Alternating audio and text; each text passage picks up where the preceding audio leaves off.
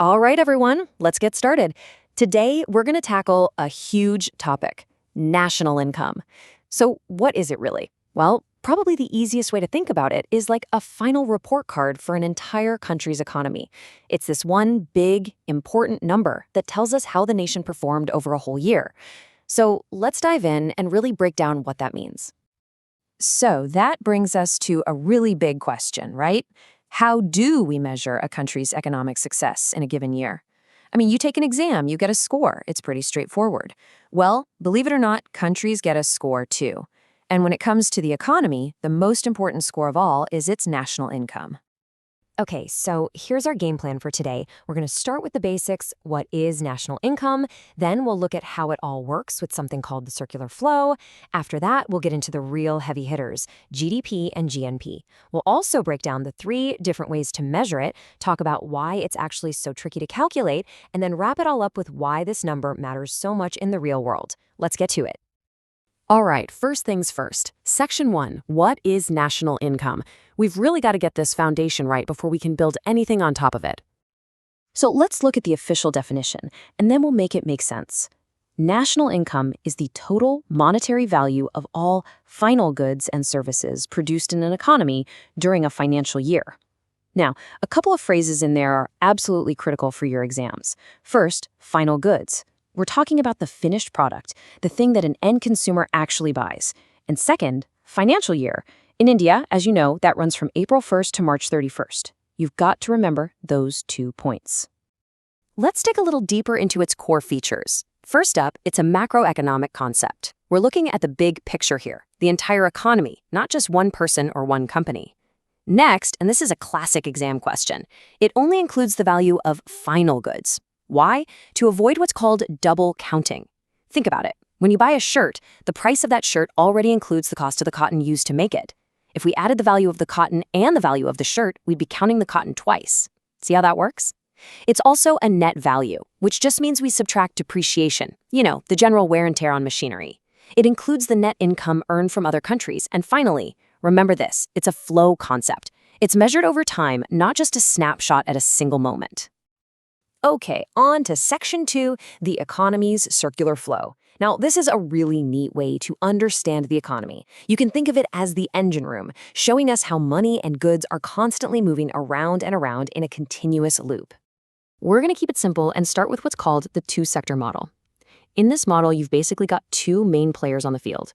On one side, you have households. That's us, you, me, our families. And on the other side, you have firms, the companies that actually make stuff. The relationship is pretty simple.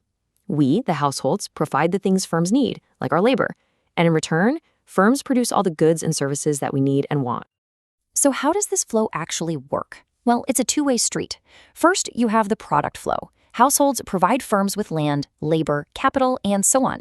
In return, firms produce goods and services for households. Pretty straightforward. But then you have the money flow, which moves in the opposite direction. Firms pay households for their resources in the form of rent, wages, and profit. And what do we do with that money? We turn right around and spend it on the goods and services the firms just made. It's this beautiful, continuous circle, and it proves that old saying, one person's spending is another person's income.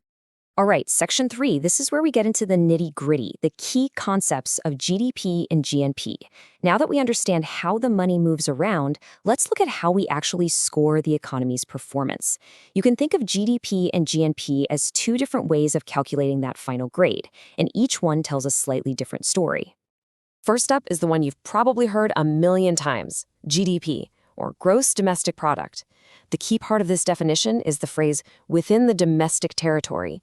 The word you need to underline in your notes is domestic. It's all about geography. It doesn't matter who is doing the producing, an Indian company or a foreign one. If it's made inside India's borders, it counts towards India's GDP.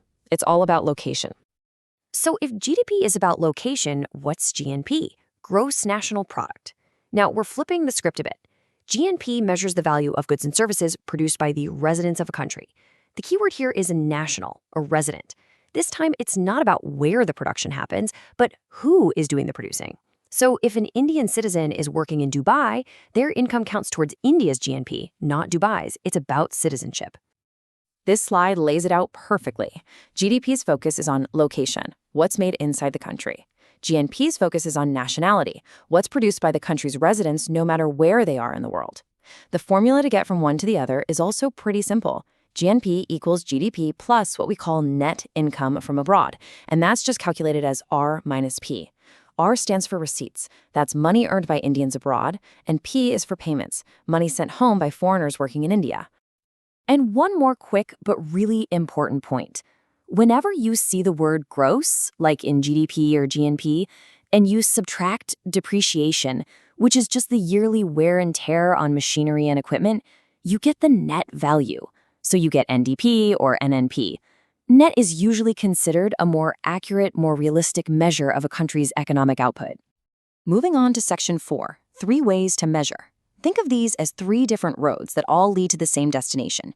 No matter which one of these methods you use, if you do the math correctly, you should, in theory, end up with the exact same final number. So here are the 3 methods. First, there's the output method. This one looks at what was produced by summing up the value of all final goods and services. Second, the income method, which looks at what was earned by adding up all the incomes, rent, wages, interest, profit. And third, the expenditure method, which adds up all the spending in the economy. Production, income, and spending, 3 sides of the same economic coin. Now, to avoid that pesky double counting problem, the output method uses something called a value-added approach. Let's just follow the journey of the shirt. At the cotton stage, 150 rupees of value is added. Then it's turned into yarn, adding another 100 rupees. Then 150 for cloth, and a final 100 to make the shirt. If you just sum up the value added at each stage, what do you get? 500 rupees, which is exactly the final price of the shirt. It's a really clever way to make sure everything only gets counted once. For anyone studying for exams, pay close attention here. You need to know these formulas. The income method is pretty simple. You just sum up all the factor incomes. The expenditure method is that famous one. NI equals C plus I plus G, and so on. C is for private consumption, I is for investment, and G is for government spending. Definitely commit these to memory. All right, on to Section 5. So far, all these formulas and concepts might seem pretty neat and tidy. But in the real world, trying to calculate national income is an incredibly difficult task. Let's talk about why getting that perfect score is so challenging. The hurdles are both theoretical and practical. On the theoretical side, you have questions like, should we include pension payments? What about the unpaid services of a homemaker, which are incredibly valuable but have no price tag? And on the practical side, you still have the problem of double counting, you have non-monetized sectors where people trade goods instead of using money, and a lot of times the data is just unreliable. All of this makes getting a perfect number nearly impossible. And that brings us to our final and maybe most important section, why this number matters. This whole calculation isn't just an academic exercise. The final national income figure has a huge, real-world impact on national policy and on all of our lives. So why is this number so important? Well, the government uses it to create industrial and agricultural policies. It's absolutely essential for long-term economic planning. It lets us compare our standard of living to other countries. It helps us understand the distribution of income, the gap between the rich and the poor. And of course, researchers use this data to better understand how the whole economy works. And finally, let's touch on a more modern concept, green GNP. Because nowadays, we understand that just growing the GNP isn't enough. If our GNP is rising but it's happening at the expense of our environment, that's not real development, is it? Green GNP is a new way of thinking that accounts for environmental damage and the use of natural resources. It's a much better measure of sustainable development. So I'll leave you with a final question to think about.